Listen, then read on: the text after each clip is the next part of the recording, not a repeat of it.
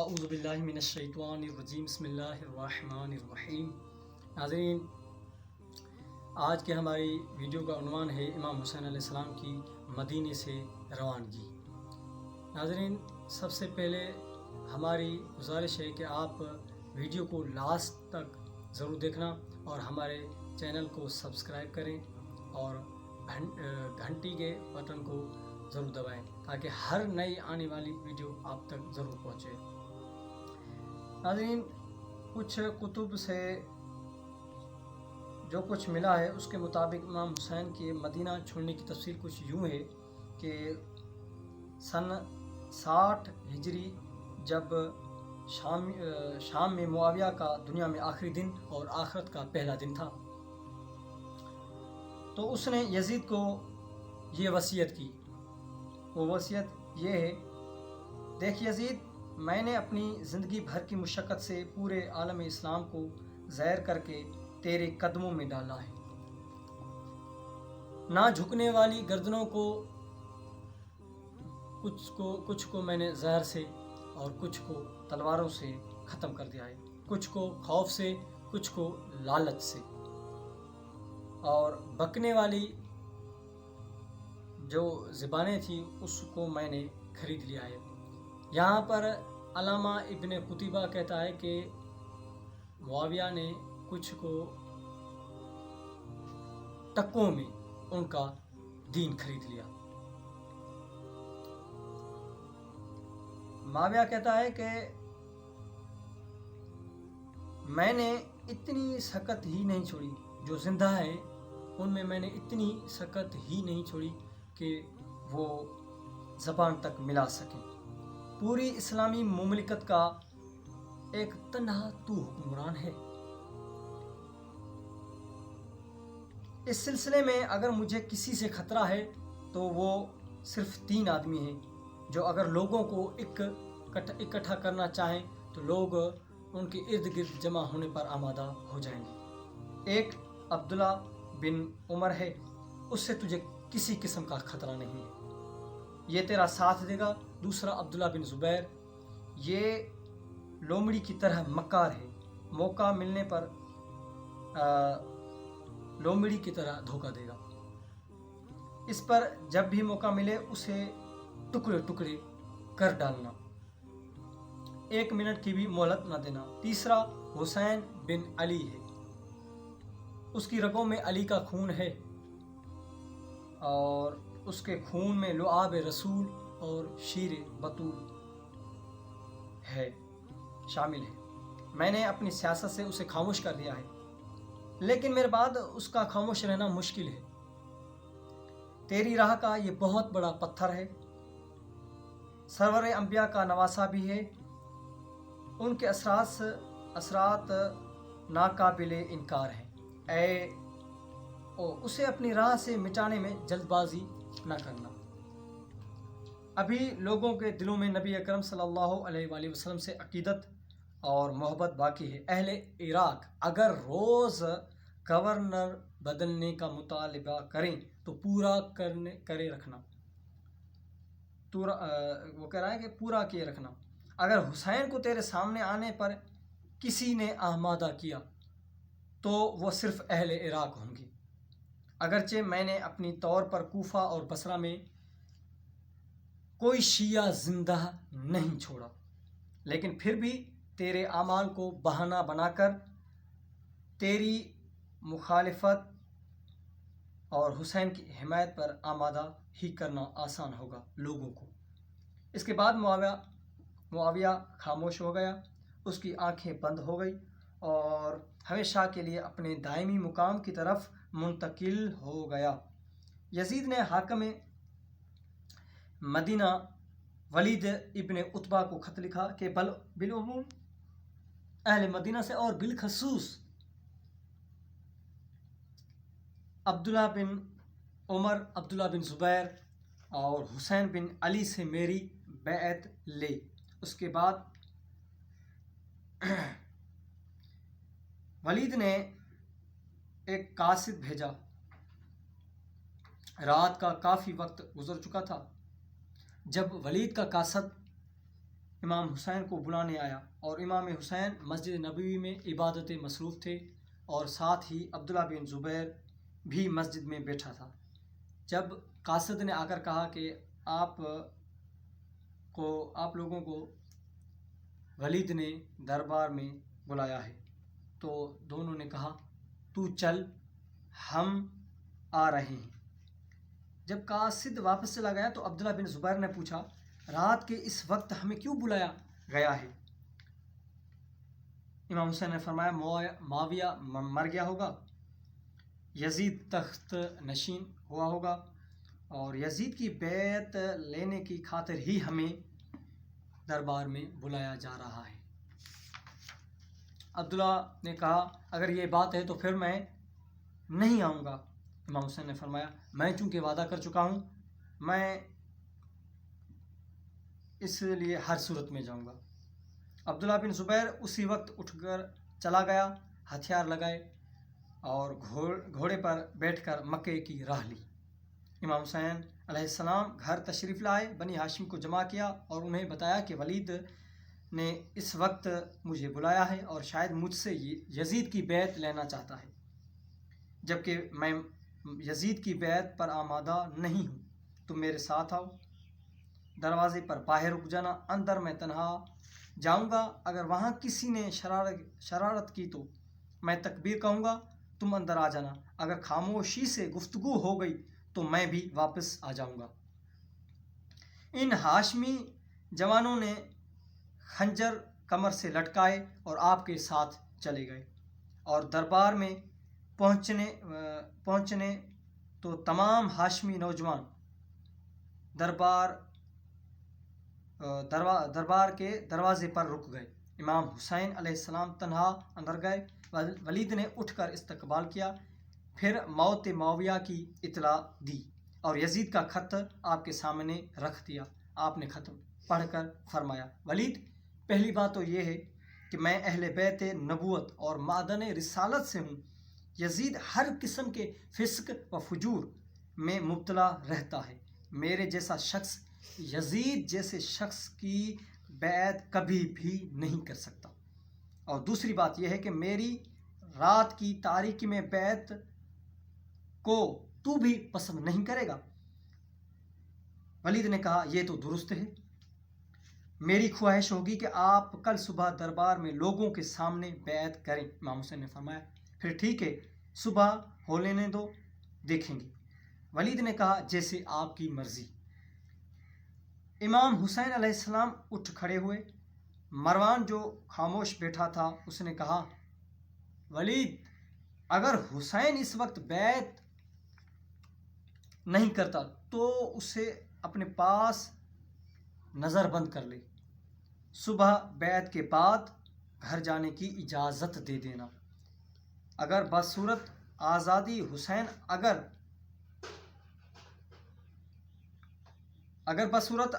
حسین اب گھر چلا گیا تو پھر کبھی تم لوگ حسین سے بیعت نہ لے سکو گے،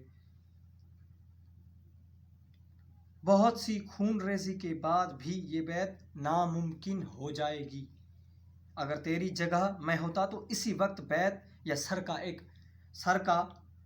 سر کا فیصلہ کر دیتا، بیعت یا سر ایک کا فیصلہ کر دیتا، یعنی امام حسین علیہ السلام کو شہید کروا دیتا۔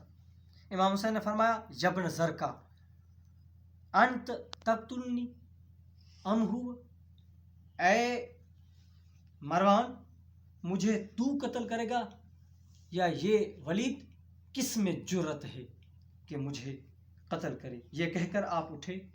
مروان نے تلوار نکال لی اور ولید سے کہا اے اپنے جلاد کو حکم دے کہ اسے ابھی اور یہیں قتل کر دے۔ امام حسین نے صدائے تکبیر بلند کی، دروازے پر کھڑے ہوئے 19 ہاشمی، یہاں پر مختلف روایات ہے، ایک روایت میں ملتا ہے کہ 30 نوجوان ہاشمی تھے اور ایک میں ملتا ہے کہ 19 تھے۔ اللہ اکبر کہتے ہوئے جب اندر داخل ہوئے تو مروان کے ہوش اڑ گئے۔ سب سے آگے جناب عباس علیہ السلام تھے. آپ تمام کو لے کر واپس آئے. مروان نے ولید سے کہا دیکھا تو نے میری بات نہیں مانی. یہ بیعت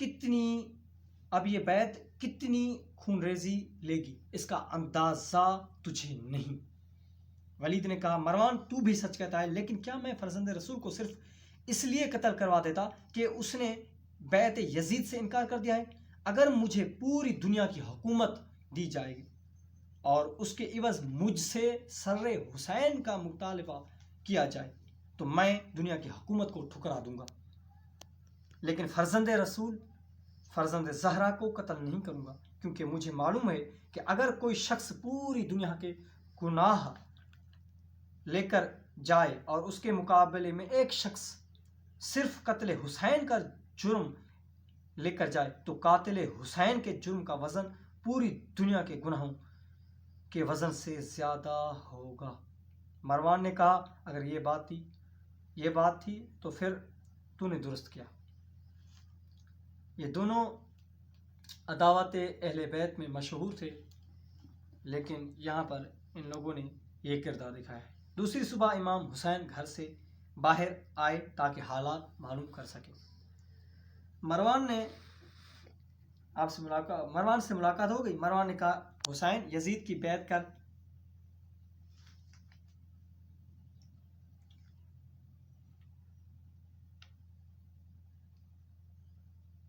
دنیا ہر دو اعتبار سے بہتر ہوگا. امام حسین نے فرمایا انا للہ و انا الیہ راجعون. مروان میں اس اسلام کی فاتحہ پڑھ لیتا ہوں جس کا نگران یزید ہے. بھلا کیا تو اسی دین کی بات کر رہا ہے جو دین حضرت محمد مصطفیٰ صلی اللہ علیہ وآلہ وسلم لائے، یا کسی اور دین کی بات کر رہا ہے؟ مروان نے کہا اور کون سا دین ہوگا؟ یہی دین ہے جو آپ کے نانا رسول لائے. آپ نے فرمایا تو نے میرے نانا نبی کا یہ فرمان نہیں سنا ہے کہ خلافت آل ابو سفیان کے لیے حرام ہے؟ مروان یہ سن کر غصے سے چلا گیا. 27 رجب 60 ہجری کی رات امام حسین مزار رسول پر آئے. مزار رسول کو گلے لگایا اور عرض کیا نانا میں آپ کا حسین ہوں، میں آپ کا سبت ہوں، میں آپ کے لخت دل زہرا کا جگر گوشہ ہوں. نانا آپ کی امت مجھ سے آپ کا جواہر چھیننا چاہتی ہے، آپ گواہ رہیں. پھر آپ مصروف عبادت ہو گئے. ساری رات مزار رسول کے پہلو میں بیٹھ کر عبادت میں گزاری. صبح کو واپس گھر تشریف لائے. دن گھر میں گزارا. ثانیہ زہرا جناب زینب سلام اللہ علیہا کے ساتھ بیٹھے باتیں کرتے رہے. 28 رجب سن 60 ہجری کی رات پھر روزہ رسول پر آئے. روزہ رسول کو گلے لگا کر پہلے نانا کی امت کا شکوہ کیا، پھر عرض کیا اے اللہ تجھے معلوم ہے حالات میرے بابا اور بھائی کے وقت سے کتنے بدل چکے ہیں. اب ضرورت ہے کہ نانا، میری ماں، میرے بابا اور میرے بھائی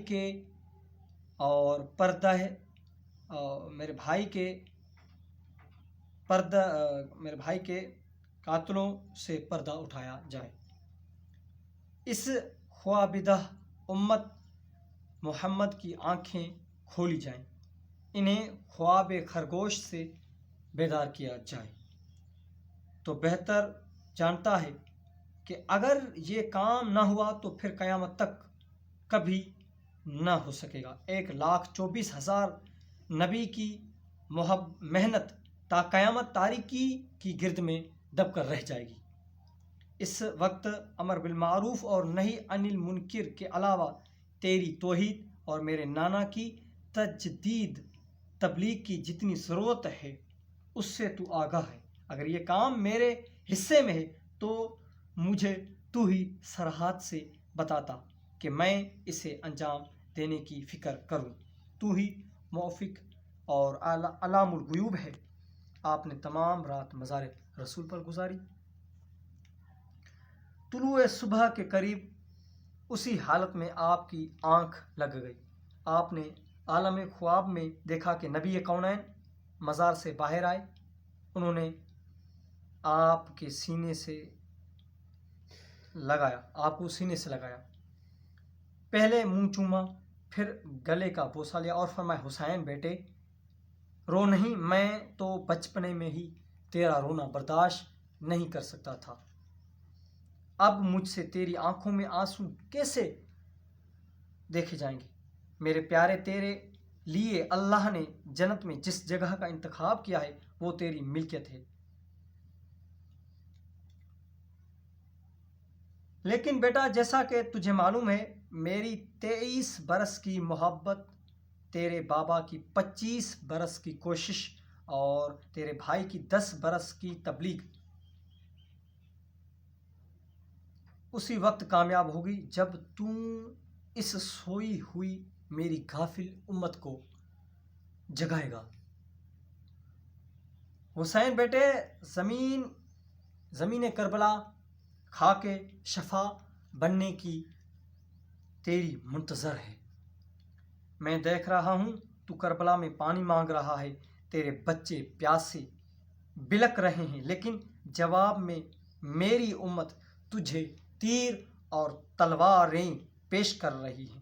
میرے بچے، اللہ تمہارے ظالموں کو میری شفاعت نصیب نہیں کرے گا. تیری ماں، تیرا باپ، تیرا بھائی جنت میں تیرے منتظر ہیں. آپ بیدار ہوئے. آپ علیہ السلام نے انا للہ و انا الیہ راجعون پڑھا، نماز صبح سے فارغ ہوئے، گھر تشریف لائے، تمام بنی ہاشم کو جمع کیا اور انہیں خواب سنایا. بنی ہاشم کے ہر گھر میں صف ماتم بچھ گئی. آپ سے محمد حنفیہ نے عرض کیا آپ میرے بھائی ہیں اور آپ واجب الاطاعت ہیں، امام بھی ہیں. میں آپ کو اس قابل نہیں سمجھتا کہ آپ کو مشورہ دوں، صرف دل میں ایک خواہش ہے، اگر اجازت دیں تو پوری کر لوں. امام حسین نے فرمایا بھیا ہر خواہش پوری کر لو. جناب محمد نے عرض کیا آپ ایسا کریں، پہلے مکہ تشریف لے جائیں، اللہ کا گھر ہے، آپ ہر قسم کے ہر خطرے سے باہر رہیں گے. اگر خدا نہ خواہستہ وہاں کوئی خطرہ پیش آ جائے تو آپ یمن چلے جائیں، وہاں محبان اہل بیت کی کمی نہیں ہے. اگر یمن میں بھی امن نہ رہے تو آپ صحراؤں میں چلے جائیں. امام حسین نے فرمایا بھیا آپ بیمار ہیں، آپ تو یہیں مدینہ میں قیام فرمائیں. میں آپ کو مختصر سی بات بتا دوں کہ میں کسی قیمت پر یزید کی بیعت نہیں کروں گا، اور یزید کسی قیمت پر بیعت کے بغیر آرام سے نہ بیٹھے گا. اگر میں کسی پہاڑ کی غار میں بھی جا کر چھپ جاؤں تو وہ میری اسی خاموشی کو بھی برداشت نہیں کرے گا، اور بنی امیہ مجھے قتل کیے بغیر نہ چھوڑے گی. اب وقت ہے کہ میں اپنی قربانی دے کر توحید رسالت کے علاوہ نانا، ماں، بابا اور بھائی کے قاتلوں کو بے نقاب کروں. ہی میں فی الحال تو میں مکہ میں ہی جا رہا ہوں، پھر دیکھیں گے کہ حالات کیا رخ اختیار کرتے ہیں. ارشاد اور بہار کے مطابق آپ مدینے سے روانہ ہو کر مکے کی عمومی راہ پر روانہ ہوئے. آپ کے پاس ساتھیوں نے یہ مشورہ دیا کہ ابن زبیر کی طرح ہمیں بھی خفیہ راستے سے چلنا چاہیے، کہیں ایسا نہ ہو کہ ولید ہماری تلاش میں ہی فوج بھیجے. آپ نے فرمایا میں ہرگز نہ کسی خفیہ جگہ قیام کروں گا اور نہ ہی کسی خفیہ راستے سے چلوں گا. میرا نصب العین صرف اپنے قاتلوں کو بے نقاب کرنا نہیں، میرا مقصد تمام اہل بیت کے قاتلوں کو بے نقاب کرنا ہے. راستے میں آپ کے پاس ملائکہ کی فوج آئی اور انہوں نے عرض کیا فرزند رسول، اس وقت آپ نانا، بابا اور بھائی کے بعد کرہ ارض پر حجت خدا ہیں. اللہ نے جس طرح کئی مقامات پر آپ کے نانا کی ہمارے ذریعے امداد فرمائی تھی، اسی طرح اللہ نے ہمیں آپ کی نصرت کی اجازت دی ہے۔ آپ نے فرمایا یہاں نہیں، کربلا میں یوم عاشور آ جانا۔ اب یہاں پر مختلف ملتے ہیں۔ راستے میں جنوں کا لشکر بھی مولا حسین علیہ السلام کی نصرت کے لیے آیا، اور جنہوں نے کہا مولا آپ ہمیں حکم دیں، آپ ہمیں حکم دیں اور آپ مدینے چلے جائیں، آپ کے قاتلوں کو ہم ایک ایک کر کے ختم کر ڈالیں گے۔ مولا حسین نے فرمایا نہیں، میں ایسا نہیں چاہتا۔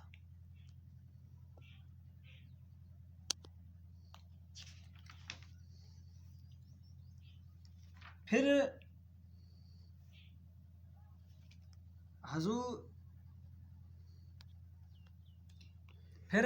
امام حسین علیہ السلام نے فرمایا کیا تم نے قرآن میں نہیں پڑھا اینما تکونوا یدرککم الموت، جہاں بھی رہو موت تمہیں آ کر رہے گی۔ پھر ارشاد رب العزت ہے لبرز الذین کتب علیہم القتل الی مضاجعہم، جن کی شہادت جہاں ہے وہ اپنی مقتل کی طرف خود چل کر آتے ہیں۔ اگر آپ میرے دشمنوں کو ان کے گھروں میں مار دیں گے، جنہوں سے مولا حسین فرما رہے ہیں، جنہوں نے کہا تھا نا کہ مولا آپ مدینے میں تشریف لے جائیں، ہم آپ کے قاتلوں کو ایک ایک کر کے ان کو ختم کر دیں گے، تو مولا حسین علیہ السلام نے فرمایا کہ نہیں۔ تو مولا حسین علیہ السلام فرما رہے ہیں اگر آپ میرے دشمنوں کو ان کے گھروں میں مار دیں تو بعد میں آنے والی نسلوں کو کیسے پتہ چلے گا کہ حق پر کون تھا اور باطل پر کون تھا؟ اس خواب غفلت میں امت کو کیسے پتہ چلے گا کہ سلطان الانبیاء کو کس نے اور کب شہید کیا؟ انہیں کیسے معلوم ہوگا کہ دختر رسول کے قاتل کون ہیں؟ انہیں کیسے پتہ چلے گا کہ امیر المؤمنین کے اصل قاتل کون ہیں، خارجی ہیں یا اور کوئی؟ اللہ نے کربلا کو میرے لیے اسی دن سے منتخب کیا تھا جس دن زمین کو بچھایا، آدم سے لے کر عیسیٰ تک ہر نبی نے میری مقتل کی زیارت کی ہے۔ میرا مدفن میرے شیعوں کا مرکز ہوگا،